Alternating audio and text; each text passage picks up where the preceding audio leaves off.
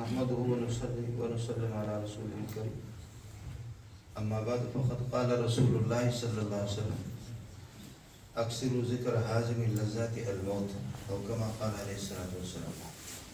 دوستو، آپ کے مبارک چہروں کی زیارت ہو گئی۔ ہمارے برادر مکرم طارق صاحب، ان کا اصرار تھا کہ ان کے گھر پہ ہم حاضری دے دیں، اور اللہ پاک نے نعمت عظمیٰ ایک نعمت مترقبہ غیر مترقبہ آپ کی شکل میں اللہ پاک نے عطا فرمائی۔ خود ایک عاجز اور محتاج ہوں اور بیکاری ہوں، اللہ کی بارگاہ کی آپ کے لیے دعا کرتا رہوں گا۔ ہمارے مولویوں کی لمبی چوڑی تقریروں کی ضرورت بھی آپ کو نہیں ہے، صرف ایک دو باتیں آپ سے عرض کروں گا۔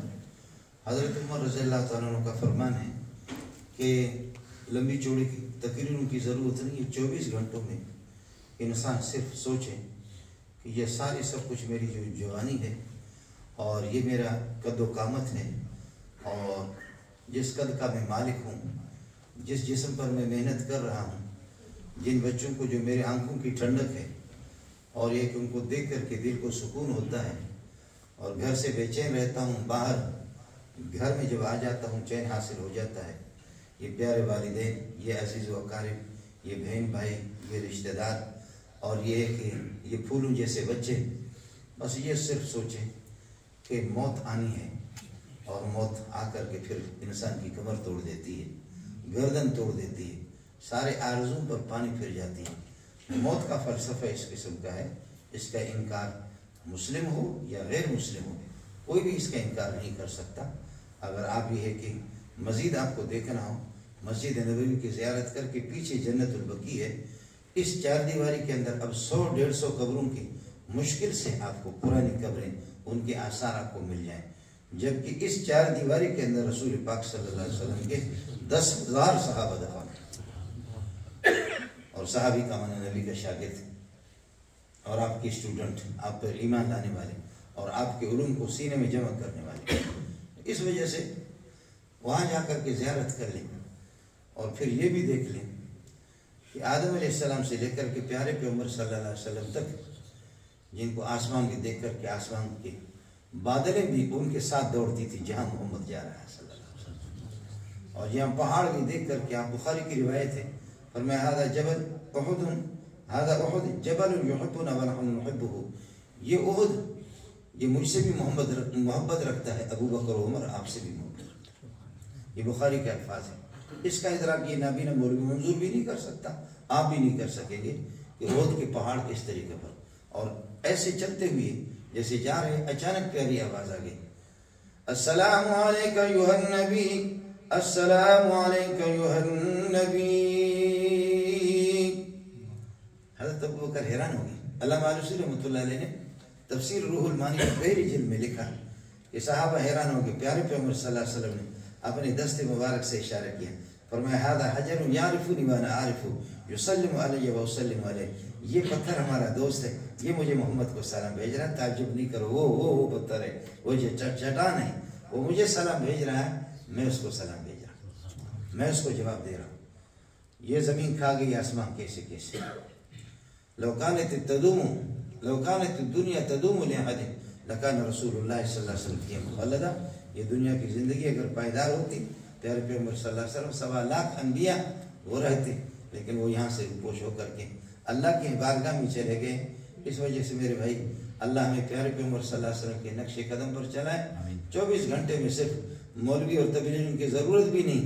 اگر مولویوں سے چڑ آپ کو لگتا ہے، یا کسی تبلیغی سے، کسی فقیر سے، دیندار سے، تو صرف یہ سوچ لو، یہ سب کچھ آپ دیکھیں، صبح کو سورج جب طلوع ہوتا ہے بالکل کمزور، اور آپ نظر ٹکا کر کے جمع کر کے اس کو آسانی سے دیکھ سکتے۔ یہ سورج کی طفولیت اور بچپن کا زمانہ ہے۔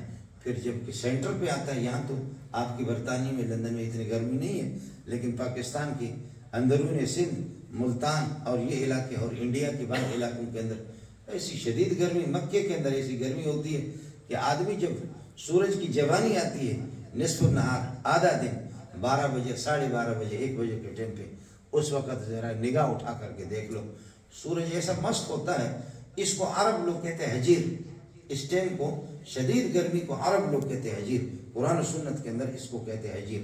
حجر کا معنی چھوڑنے کے آتا ہے. سورج کہتا ہے اب میری گرمی، اب میری بدماشی، اب میری مستی نکل کر کے تو دکھا تو دے. وہ ایسی گرمی ہوتی ہے کہ باپ بیٹے سے ملاقات کے لیے نہ جائے اور بیٹا باپ سے بھی نہ جائے. بعض علاقوں کے اندر اس طرح، اگر آپ باور کریں یا نہ کریں، پاکستان کے جیکم آباد میں یہ جو ڈھیر ہوتے کچرے کے جہاں پر پڑے رہتے کہ یہ پلاسٹک وغیرہ، اس کے بسا اوقات بخدا ان میں آگ لگ جاتی، ایسی گرمی ہوتی ہے. یہ سورج کی وہ جوانی ہے، وہ مستی ہے. لیکن جس وقت غروب ہوتا ہے اس وقت بھی آپ دیکھیں سرخ سرخ انداز میں وہ رو رو کر کے. اس لیے میرا بچپنا اور میری جوانی، میری نوجوانی اور آپ کی بھی، یہ سب کے سب جا کر کے یہ زندگی کا سورج جا کر کے غروب ہو جائے گا. یہ زندگی کا سورج جا کر کے غروب ہو جائے گا. بخدا میں ملا ہوں، چونکہ میں جامع فاروقیہ میں 30-32 سال رہا ہوں. 28 سال میں وہاں امام رہا ہوں. 2,500-3 ہزار آدمی تو اس مسجد میں مقتدی ہوتے ہیں. اور اب یہ ہے کہ جہاں یہ کہ میں نماز پڑھا رہا ہوں وہاں بھی 2,000 کے لگ بھگ 2,000 سے زائد میرے مقتدی ہوتے ہیں.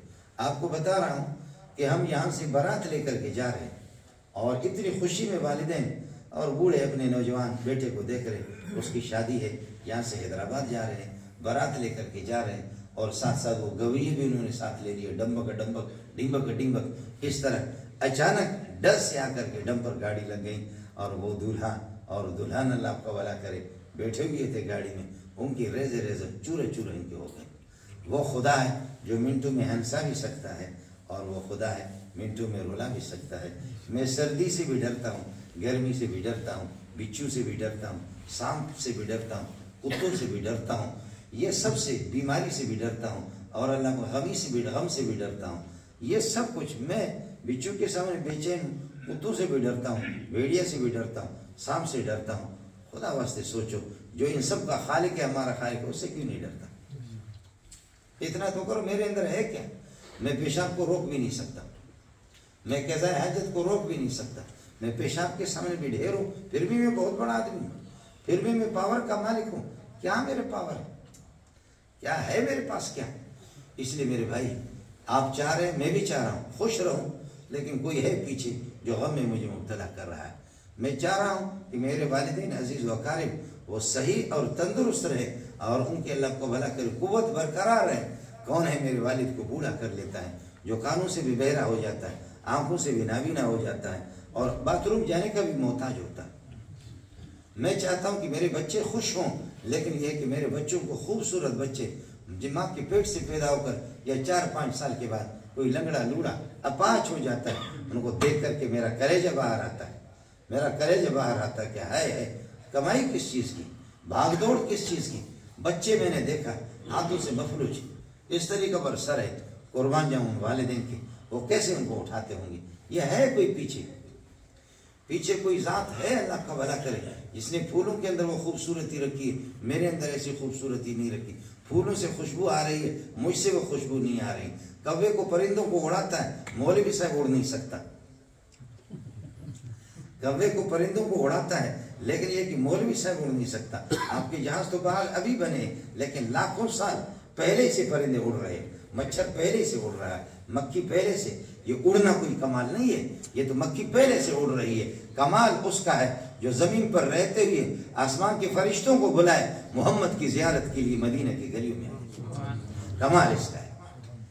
کمال اس کا ہے کہ ابو بکر، عمر، عثمان، علی کی زیارت کے لیے آسمان کے فرشتے وہ آ جائے، اسی کا کمال.